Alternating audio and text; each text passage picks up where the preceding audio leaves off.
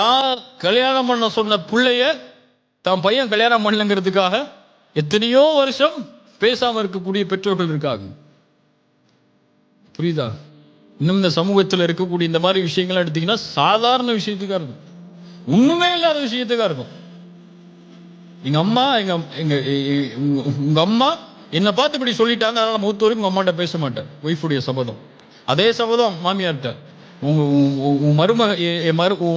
ஒய்ஃபே என்னை பார்த்து இப்படி பேசிட்டா, அதனால நான் மூத்த வரைக்கும் இப்படி பேச மாட்டேன். இப்படி எடுத்துக்கிட்டேன்னு வச்சீங்கன்னா, இந்த சமூகத்தில் ஒவ்வொரு குடும்பத்திலையும் ஒவ்வொரு வீட்லையும் நுழைஞ்சு பார்த்தீங்கன்னா இந்த மாதிரி சண்டை 1000 லட்சம் இருக்கு.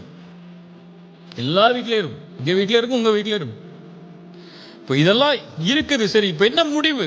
இப்போ அல்லாஹுவை ஏற்றுக்கொண்ட முஸ்லிம்கள் நாங்கள் என்றால், அல்லாஹ்வுடைய நம்பிக்கையில் வாழக்கூடிய முஸ்லிம்கள் நாங்கள் என்றால், எங்களுடைய பாவங்களை நாங்கள் தொழுகையை விட்டதை, நாங்கள் தவறான காட்சிகளை பார்த்ததை, நாங்கள் தவறான செயல்பாடுகள் செய்ததை, இப்படி நாங்கள் அல்லாஹ்வுக்கு செய்த பாவங்களை அல்லாஹ் எங்களுக்கு மன்னிக்கணும்னா நாங்கள் இவங்களை மன்னிச்சுதான் ஆகணும்.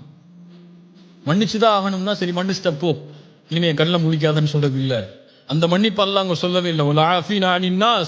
அந்த உறவு கெட்டு விட்டால் மன்னிப்பை வழங்கினால் அந்த உறவு சீர்படுத்தப்படுத்து. அந்த உறவு எப்படி முன்னால் இருந்ததோ அதை விட மேன்மையாக்கப்படும். இல்லை இல்லை, அவர் செஞ்ச பாவம் பெரிய கோடிங்க, என் கோடியை கை வச்சிட்டாருங்க அவரு, அல்லது என் சொத்துல கை வச்சிட்டாருங்க அவர் அவர் அவர் அவர் செஞ்ச பாவத்தை மன்னிக்கவே முடியாதுங்க அப்படிங்கிற விஷயம்லாம் உலகத்தில் எதுவுமே கிடையாது. ஏன்னா இந்த உலகத்தில் எதுவுமே உனக்குள்ளது இல்லை கை வைக்கிறதுக்கோ அல்லது அவர் உன்னுடைய விஷயத்தை பங்கப்படுத்துறதுக்கோ. நீ எந்த ஸ்டாண்ட் எடுக்கிறியா எடுத்துக்கோ, பிரச்சனையே இல்லை, எடுத்துக்கோ. உனக்கு உன்னுடைய இது எக்ஸப்ஷனுங்க, இதெல்லாம் மன்னிக்க முடியாது. மன்னிச்சா அவர் வேற வழியில போயிடும். இப்படிலாம் நீங்க என்னென்ன எக்ஸப்ஷனா சொல்லிக்கோங்க. இதே எக்ஸப்ஷனா நாளைக்கு மறுமையில பார்ப்பீங்க. இந்த செயல் இருந்தால் இதே செயலோடு அல்லாஹ் நாளை மறுமையில் உங்களிடத்தில் நடந்து கொள்வார். இதுதான் இஸ்லாம் இஹ்சானாக எமக்கு கற்றுக் கொடுக்கிறது.